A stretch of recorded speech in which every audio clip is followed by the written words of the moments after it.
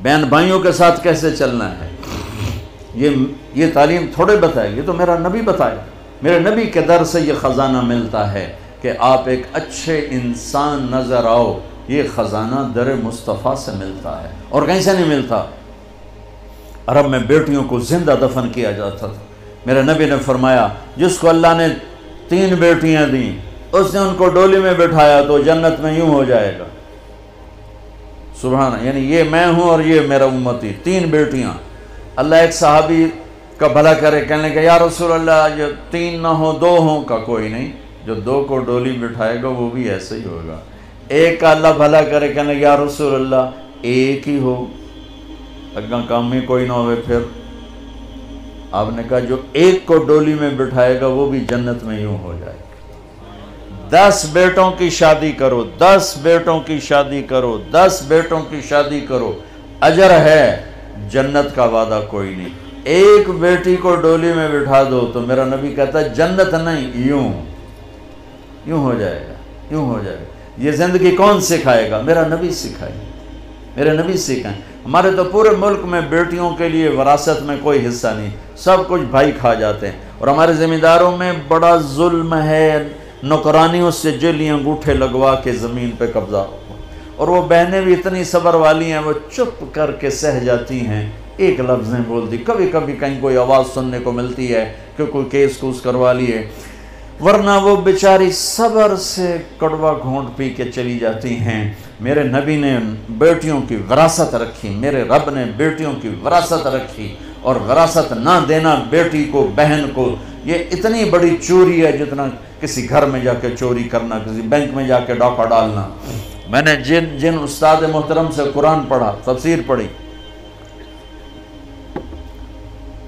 मैं उनके पास शहद की बोतल लेकर गया। वो 10 रुपए की शहद की बोतल आती थी, लेकिन मेरे तो 10 पैसे भी नहीं लगे थे। अपना जो मेरे आमों का बाग था उससे उतरवा के ले गए। कहा उस्ताद जी आपके लिए शहद लाया हूँ। कहाँ से लाए हो? मैंने कहा जी मेरे अपने बाग का है। मेरे वालिदैन जिंदा थे उस वक्त। मैंने कहा जी मेरे अपने बाग का है। अब मेरे उस्ताद का सवाल सुनना। फरमाने लगे तेरे बाप ने अपनी बहनों को ज़मीन में से हिस्सा दिया था, यानी जो मेरे दादा की ज़मीन बनती है उसमें मेरे बाप और बहनें, और मेरे बाप और उनकी बहनें, ये मेरी फूफियाँ, अगर मेरे बाप ने ज़मीन में से हिस्सा दिया है तो ये बोतल का शहद हलाल है, और अगर नहीं दिया है तो ये हराम है, मैं नहीं लूँगा। ये था सवाल का मंशा। मुझसे फरमाने लगे तेरे बाप ने अपनी बहनों को हिस्सा दिया था। मैंने कहा जी अल्लाह का लाख लाख शुक्र है मेरे बाप की बहन ही कोई नहीं। शुक्र इसलिए मैंने कहा कि होती तो कोई ना देते, रिवाज नहीं था। कहने के अच्छा तेरे दादा ने अपनी बहनों को हिस्सा दिया था। मैं कहा हुजूर में हाल उससे जमे ही कोई ना हो, मैनू नहीं पता दिता है कि नहीं देता। मेरे जमण तो बाद दे सवाल करो, मेरे जमण तो पहले दे ना करो।